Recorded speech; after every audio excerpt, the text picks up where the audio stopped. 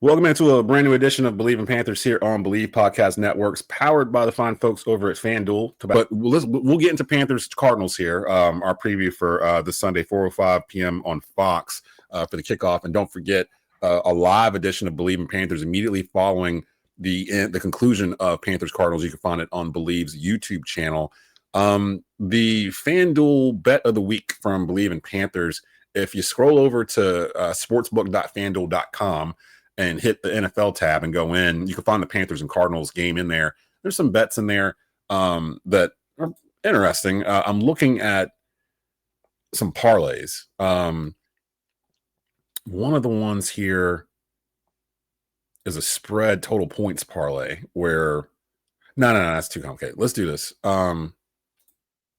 Quick bets. First scoring play. They have either the Carolina Panthers at plus 310 for a touchdown, Arizona Cardinals at plus 135, Carolina Panthers field goal at plus 370, Arizona Cardinals at plus 360 field goal, and then plus 10,000 for both if it's a safety. So basically, like if you pick the Carolina Panthers plus 370, you wager $10, you win $37 if they kick a field goal first. And honestly, I'm kind of looking at that one. That's the one I kind of would think. I'm going touchdown. You know why? Because they need to start fast. They do need to start fast. Yeah. So if you're gonna bet, you better bet with your intentions. So if it's that one, let me punch that out there. So if it's Carolina Panthers at plus right now, a FanDuel plus 310, you wager $10 on the Panthers scoring first with a touchdown, you win $31. Bam, right in your pocket. And if I'm a bet man, I'm taking that touchdown bet. So Panthers touchdown plus 310, first scoring play on FanDuel. Lock it in. That's your Bleav in Panthers FanDuel bet of the week. Panthers and Cardinals. I'm sitting there wondering, is it a prove it year for Kyler Murray in your mind? Because he's kind of in the same boat as Trevor Lawrence, in my opinion, right? They kind of came in around the same time. I wanted to go look at what he did last week. The Cardinals beat the Saints. Appreciate y'all on that for helping us out in the NFC South on Sunday. And Kyler Murray, Kyler's career is something like a Netflix show, right? Oh gosh. You got one season left. Okay. Got one season left. You either drop a banger or you get canceled. Okay. Yeah. Like that's basically how it is. You know, after each season, it's like, hey, that last one needs to be something that I can hang on to. Otherwise, I ain't gonna watch the next season. Yeah, right? Yeah. It's I mean, that's really what it comes down to. He didn't play bad against the Saints. He didn't play bad, but he gotta give people something to like, okay. Yeah. He moving and shaking. It was good to see Marvin Harrison Jr. Get a touchdown early in the season last week against the Saints. But Saints you know, I think you are onto something. You know, it is one of those years where people can get antsy. But we don't know what's really going on in the building. We don't know what's going on upstairs. So they might have, you know, a longer leash. Yeah, they Kyler Murray, his stats from against the Saints, 21 for 29, 163 yards, 2 touchdowns.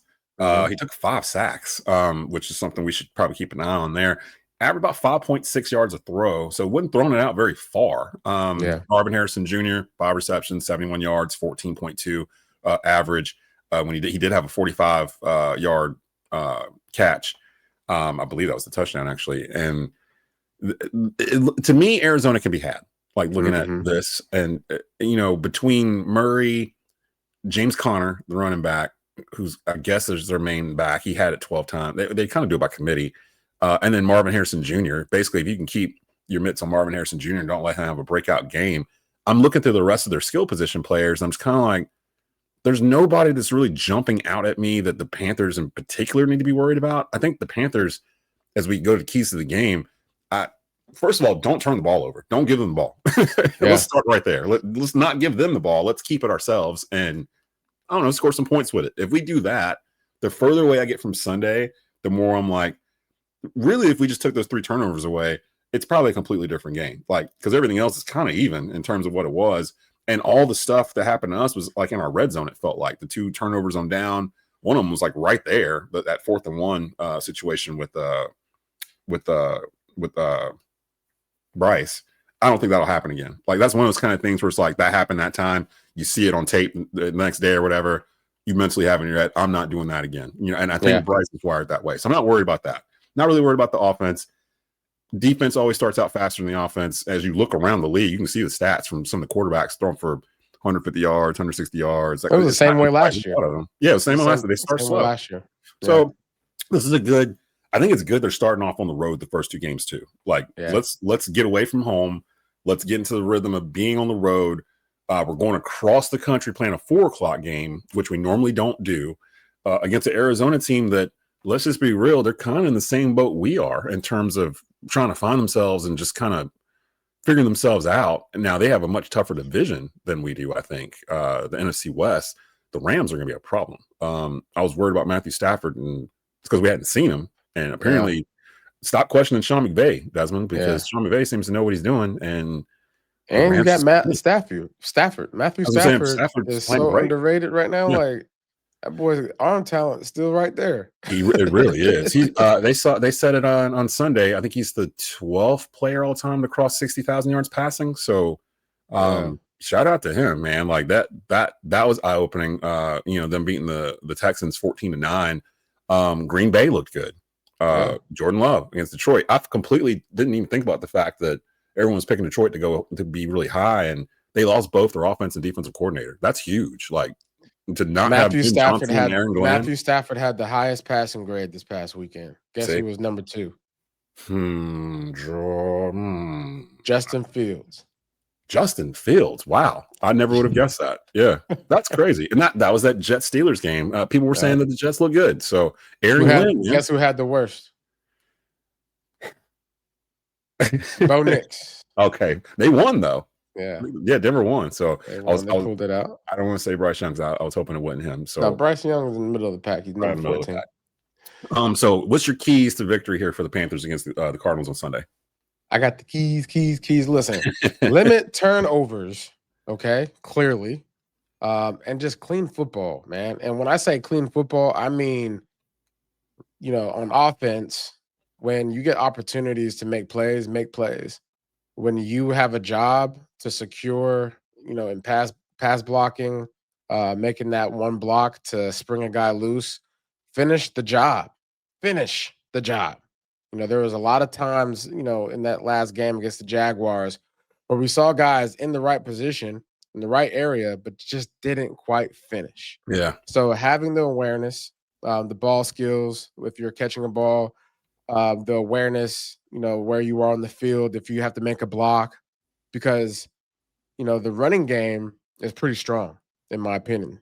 That if there's anything that we did do on Sunday that was identical to last year, it was running the football.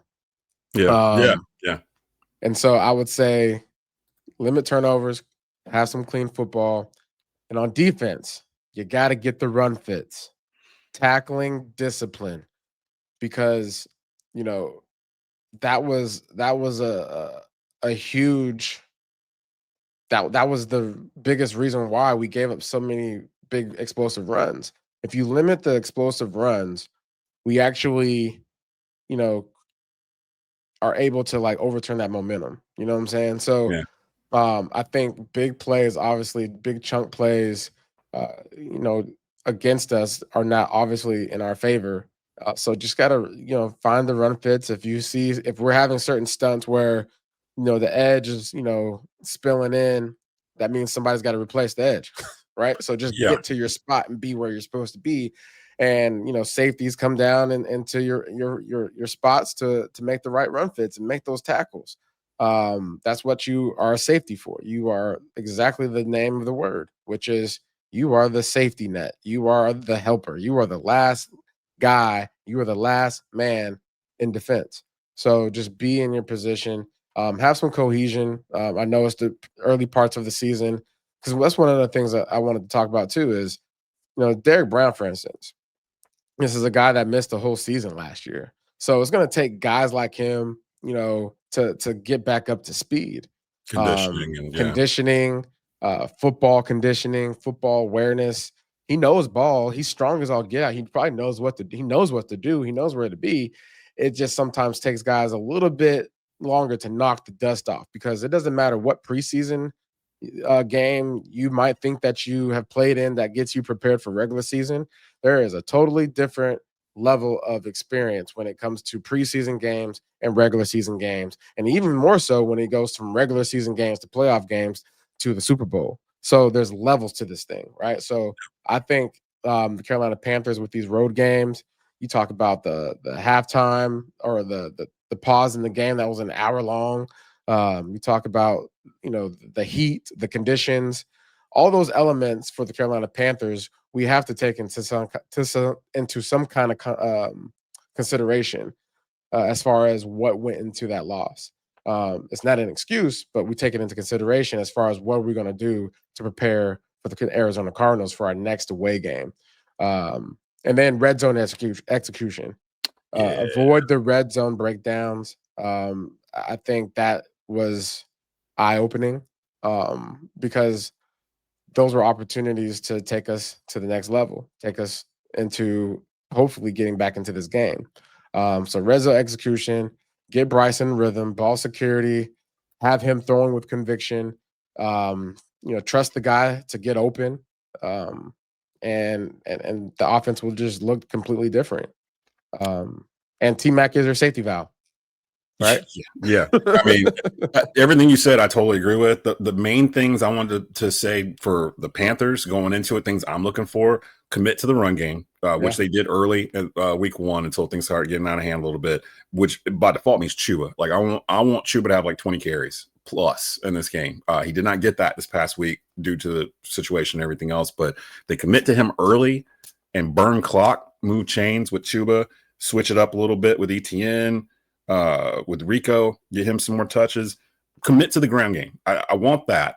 And then I need to be convinced that this 3-4 defense is right for us. And to do that, I need to see a particular position group play well, and it's the linebackers. Mm-hmm. The linebackers have to start showing up. Trevin Wallace was the lowest graded player on the Panthers roster that played on PFF. Like he just wasn't even out there, it felt like. Rosenblum got blown up a couple of times. If we're going to run a 3-4 or some form of it, I mentioned it on our show Sunday, the linebackers have got to be the backbone of it. If you think about the greatest 3-4 defenses that you've seen, the first one comes to mind would be like 2000 Baltimore. Think about who's on that team. Ray Lewis is in the middle of it.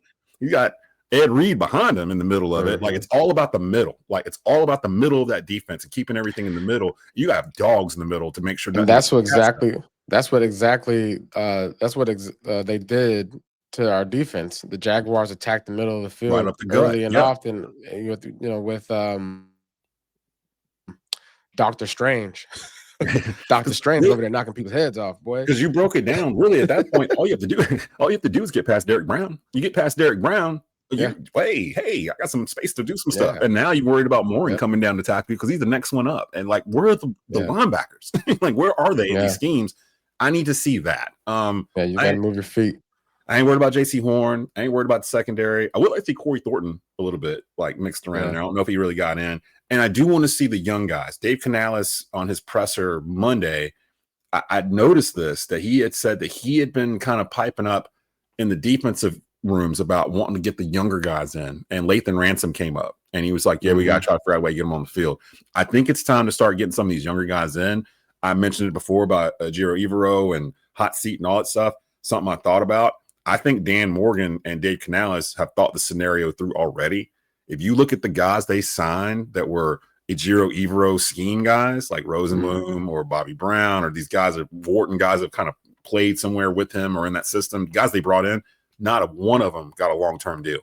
They all are short-term deals, 1 year, 2 year, where they can void the second year. It's almost like this is a prove it year without them saying it's a prove it year. And if things start going south early, they're not going to wait till week 6 or 7 to do something. I think he's going to be the first one. You got to play the best man. You got to play whoever's not just who's available, but the best man. The best man should be on the field at all times at every position. And something else too, since we're we're kind of getting known as the Positivity Panther podcast, which is totally fine with me. I don't want to just be here dumping on the Panthers. I do that enough in private over the course of the week. So I need to come on here and just like dump it on for everybody else. But people got to keep this in mind too. The Panthers are one of the youngest teams in the NFL. You know, like think about what they've done to this roster the past 3 years, how it's been stripped down to the studs. Bryce Young is what, 23, I think? Ted McMillan's 21, 22. Xavier's same way. Like all the guys are going to be future leaders of this team. JC Horn might be the oldest, or Derek Brown.